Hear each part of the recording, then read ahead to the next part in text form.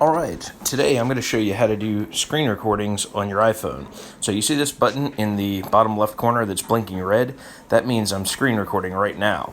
I'm going to show you how to add this to your control center, but it's a great feature and you can even record audio like I'm doing right now. So for starters, across the top you see the red bar. That means I'm actually screen recording right now. No, I don't want to stop screen recording. I tapped it and it pops this up. So I'm going to keep screen recording. But to simply add this, all you do is you're going to go to your settings. So under my settings, I'm going to go to my control center, which is right here. And I'm going to click on customize controls.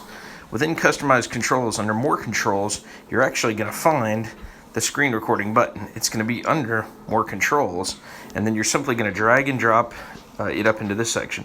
You can also move the different applications around so it layers the controls where you want them to be. I prefer to have my flashlight, my calculator, my camera on the bottom because those are the buttons that are easiest to get to. So screen recording, not something I'm going to use all the time, but I've moved that up to the top. So with that, you can now see when we go back to settings, you can simply see how I have, and I swipe up, you can see where my control center is. You can see how flashlight, calculator, and camera are on the bottom. Another feature too, when you hold down screen recording, you'll actually see this microphone on or off.